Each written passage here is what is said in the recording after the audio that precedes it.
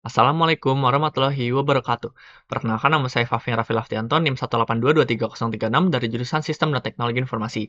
Pada kesempatan kali ini, saya akan menjelaskan proses bagaimana saya mengerjakan tugas Internet of Things dengan materi web services kali ini. Pada penugasan kali ini, kami ditugaskan untuk melakukan pembacaan data pada sensor. Di sini saya menggunakan sensor jarak HCSR04. Lalu, pembacaan data tersebut disimpan ke dalam sebuah database, yang kemudian database tersebut akan menampilkan datanya ke dalam bentuk grafik menggunakan chart.js. Namun di sini kita diwajibkan untuk menggunakan sebuah API CodeIgniter 4. Oke, mungkin saya akan langsung saja.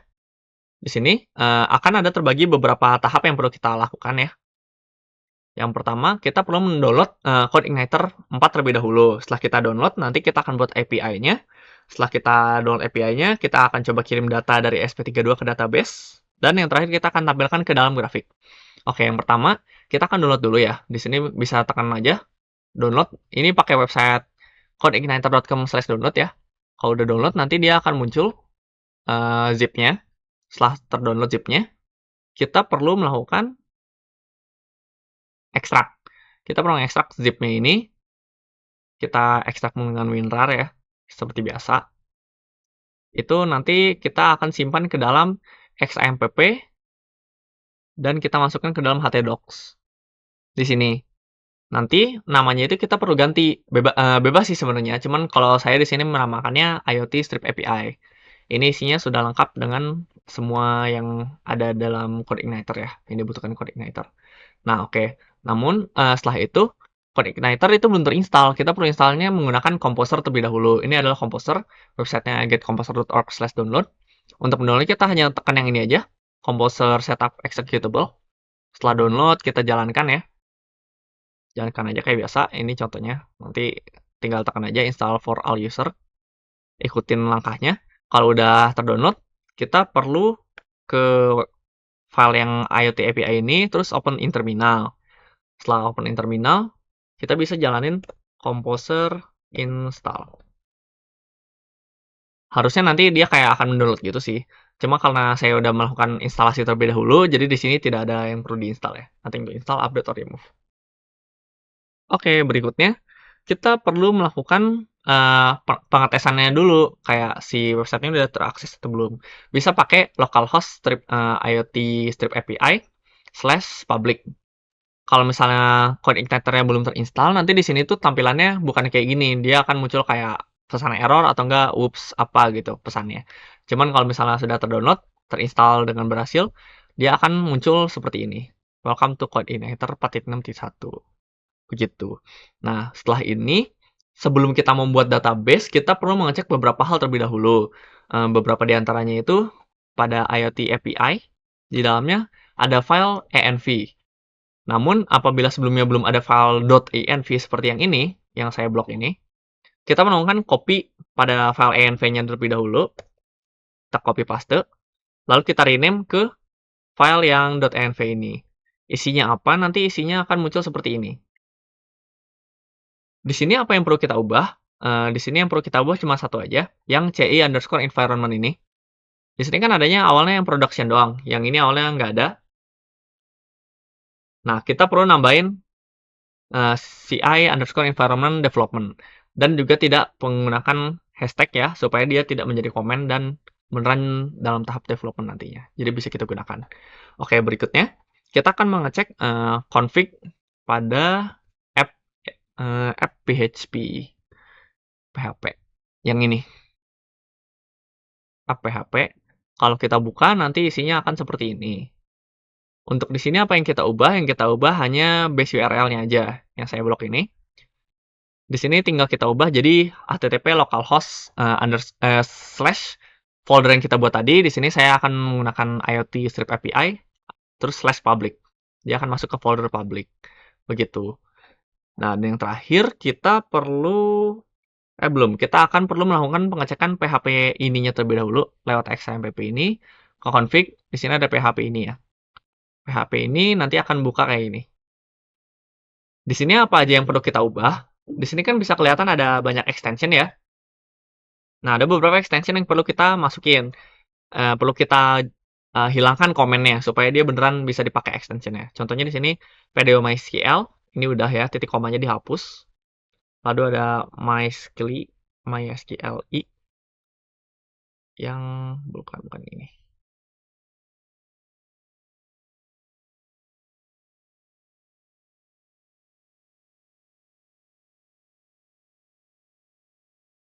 Sebentar, ini ada di bawah MySQL extension. Intel ini dulu deh. Ini ada Intel, NTL-nya udah dihapus juga. Dan yang terakhir ada MySQL yang ini. Udah dihapus juga. Kalau ketiganya udah, berarti seharusnya dia sudah bisa berjalan. Lalu berikutnya kita akan mengecek database.php-nya. Bisa dicek dari sini, lalu kita cek ke bawah di sini database PHP. Nanti dia akan buka yang ini. Untuk yang di sini apa yang diubah? Jadi awalnya itu dari kita hanya fokus yang ini aja ya, hostname sampai DB driver. Nah itu awalnya itu si database sama username sama password ini kosong.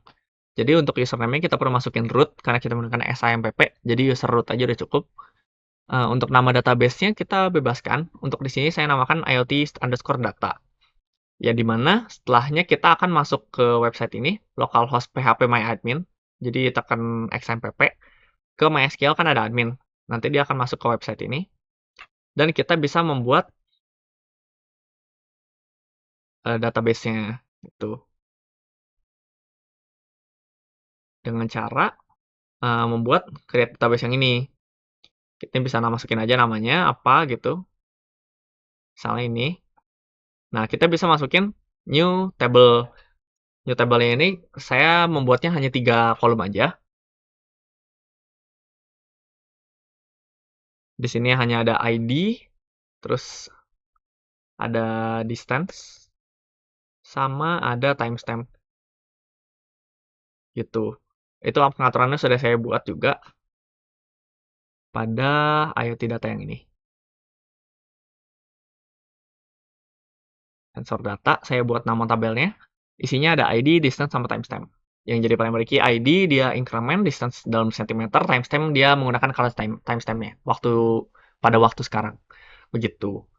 Setelah itu, seharusnya database sudah berhasil terbuat ya. Kita bisa coba akses di sini sih, localhost IoT strip API /public /API /sensor gitu. Di sini masih kosong ya. Oke, kita bisa buat API-nya berikutnya. Untuk membuat API, kita harus mengakses si IoT API yang ini. Kita masuk ke dalamnya, ke app. Di sini kan ada banyak folder. Kita perlu pertama-tama masuk ke model terlebih dahulu. Kita buat sensor model. Kita buat filenya ya. Jadi dari kosongan, ini isinya ininya. Fungsi dari model ini, dia fungsinya itu buat mengelola interaksi dengan tabel sensor data yang kita buat tadi di websitenya. Setelah itu, kita perlu masuk ke controller. Di controller, kita pertama-tama akan membuat sensor.php. Dimana isinya itu seperti ini. Ini juga kita buat ya, jadi awalnya kosong. Kita perlu buat kodenya. Dia fungsinya ini untuk menangani request dari ESP32 dan menampilkan datanya gitu. Terus, setelah itu kita perlu mengubah file root. Di dalam app, ke config, nanti dia ada roots. Nah ini. Kalau kita buka roots-nya, ini isinya apa? Awalnya dia bakal kosong, hanya ada home index. Nah, kita perlu menambahkan di sini yang /API/sensor untuk save data sama get data. Setelah itu seharusnya dia bisa bekerja. Untuk melihat bekerja atau enggaknya, kita bisa coba pakai ini. Di sini saya udah nyimpen curl-nya ya. Saya coba lagi. Ada curl, strip expose. Ini saya pakai IP address dari laptop saya. Kebetulan di sini 5568 belakangnya. Lalu belakangnya websitenya. Di sini saya coba masukkan data ya. Datanya distance 123.45. Oke, status sukses, message data save. Kita coba cek di sini.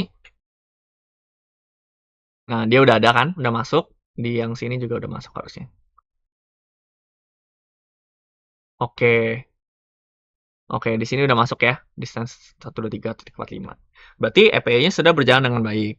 Oke, berikutnya di sini kita perlu eh, rangkai terlebih dahulu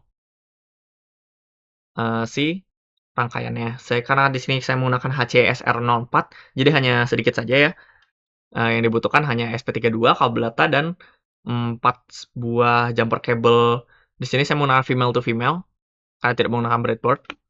Jadi untuk VCC-nya dia akan terhubung ke dalam V input 5V, 5 volt. Untuk triggernya dia akan masuk ke D5.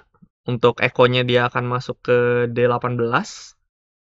Dan yang terakhir untuk ground-nya dia akan masuk ke ground, jelas. Gitu. Jadi hanya sebegini saja. Oke, saya akan lanjutkan penjelasannya ke pembuatan kodenya. Setelah ini telah selesai, kita bisa coba buat kodenya. Di sini saya sudah membuat kodenya di Arduino IDE. Ini kodenya ya. Di sini menggunakan Wi-Fi-nya dari HP saya. Nama Wi-Fi-nya FAV, passwordnya FAV131313. Untuk server name-nya diganti dengan yang tadi ya. Jadi IP laptopnya dimasukin ke sini 192.168.5568. Setelah itu pinnya tadi udah sesuai ya. Trigger pinnya 5, echo pinnya 18. Ini juga dia udah convert ke dalam centimeter. Duration kali 0,034 bagi 2. Oke, di sini kita bisa coba langsung aja. Udah terhubung ya. Sebelumnya saya sudah mengupload si datanya terlebih dahulu. Iya. Jadi bisa langsung digunakan. Oke, di sini bisa dilihat ya. Itu awalnya 9 cm. Ini 203 karena saya nggak nutupin apa-apa. Sekarang coba saya tutupin. Nah, itu 3 cm. 1 cm kebaca ya. Oke, di sini kan sudah terbaca. Kita coba lihat di websitenya. Di database apakah sudah bertambah? Oke, udah ya. Udah sampai 140, udah banyak banget.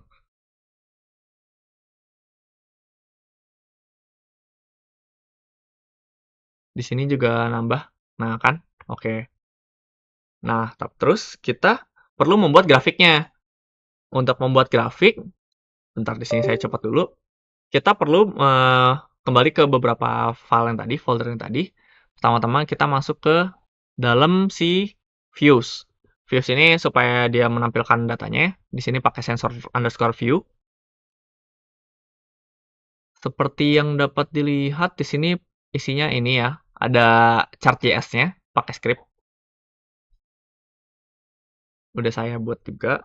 Terus berikutnya kita perlu cek controllernya. Kita perlu controller tambahan buat mengatasi si view graph yang tadi pakai graph.php. Yang ini isinya cuma buat nge-connect aja, nge-control pakai code igniter ke return sensor view-nya. Setelah itu kita akan mengubah roots.php-nya lagi. Kita tambahkan ini roots.get graph index-nya. Oke, setelah itu kita bisa langsung mencoba. Saya coba connect lagi SP32-nya dengan device saya. Oke, di sini kita bisa lihat udah kekirim beberapa datanya ya. Oke, contohnya itu saya nggak tutupin, jadi dia 200-an. Ketika saya tutupin sedikit, dia akan nurun. Nah, kita bisa coba cek datanya itu udah maju belum di grafiknya. Pakai ini, IoT strip API /public/graph, ntar dia muncul. Ini contohnya ya. Ini nggak saya tutupin, jadi dia 200-an. Ketika saya coba tutupin, dia akan nurun. Nah, kan. Datanya akan selalu diupdate ke graph setiap 2 detik. Namun ini bisa di-set ya, misalnya mau 10 detik juga bisa. Karena kalau 2 detik sebenarnya terlalu cepat gitu. Kan, kalau ditutupin dia turun. Oke. Saya pikir cukup penjelasan dari saya. Mungkin di sini saya terakhir ingin merangkum sedikit tentang fungsi dari API. API itu Application Programming Interface, digunakan untuk menghubungkan SP32 dengan server Code Igniter 4-nya. Jadi dia sebagai komunikasi antar perangkat. Bagaimana cara kerjanya yang tadi itu, kita mengirim data ke API dengan menggunakan HTTP POST, lalu si API akan menerima data tersebut dan memasukkannya ke dalam database.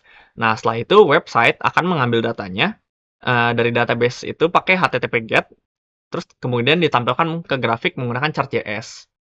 Oke, mungkin, sekian penjelasan dari saya, mohon maaf apabila ada kesalahan. Terima kasih atas perhatiannya. Wassalamualaikum warahmatullahi wabarakatuh.